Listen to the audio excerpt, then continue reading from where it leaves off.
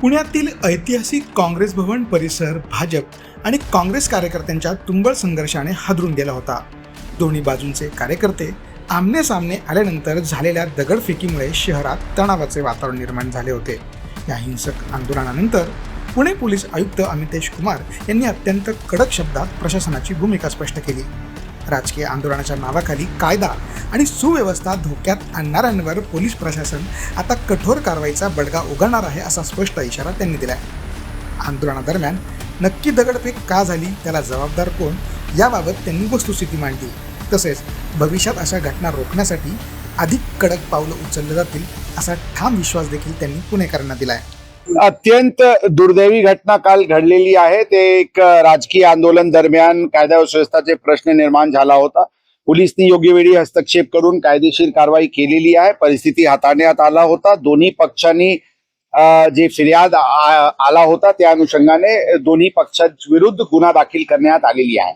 आता हे प्रत्यक्ष हे प्रकरण बद्दल अशा कोणताही अँटिसिपेशन किंवा इंटेलिजन्स नव्हता की या अशा प्रकारचे आंदोलन मध्ये अशा काही घटना घडतील.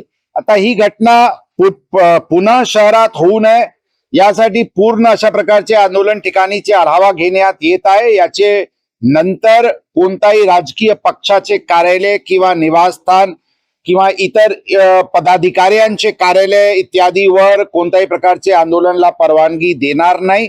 आणि अशा प्रकारचे आंदोलन कुठे होऊ शकते याचे आम्ही प्रॉबेबल ठिकाण निश्चित करून पुन्हा त्याच्याबद्दल एक अरेंजमेंट तयार करण्यात येत आहे.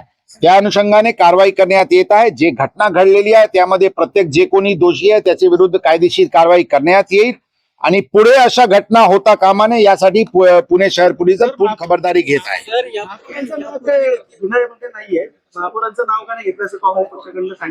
जे स्टेटमेंट आमच्याकडे आला होता त्या अनुषंगाने स्टेटमेंटची प्राथमिक त्याचे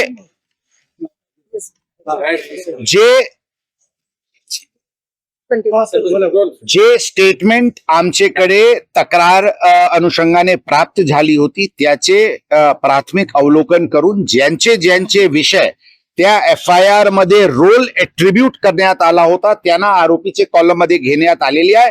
पुढचे तपासामध्ये प्रत्यक्ष कोणाकोणाची चूक आणि जबाबदारी आहे ते चूक आहे त्याची जबाबदारी निश्चित करून कायदेशीर कारवाई करण्यात येईल. यापूर्वी पण अनेकांनी परवानगी अशा मागितल्या एकमेकांच्या पक्ष कार्यालयावर ते आंदोलन करण्याचा, यापूर्वी दिल्या गेल्या नाहीत. काल असं काय घडलं की तुम्हाला त्यांना एकदम काँग्रेस भवनाच्या शेजारी आंदोलन करायला लावलं?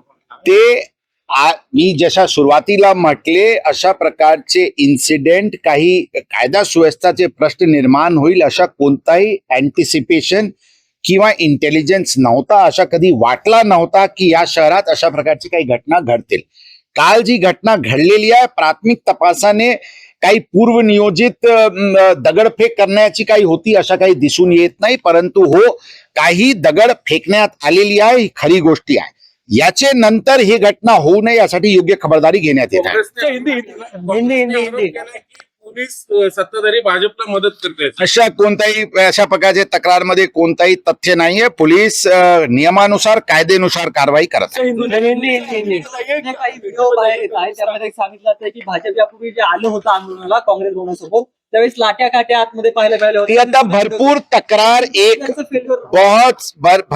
तक्रार आणि मुद्दे एकमेकांचे विरुद्ध करत आहे. ती सगळी गोष्ट तपासाचे विषय तपासाच्या अनुषंगाने योग्य कारवाई करण्यात येईल.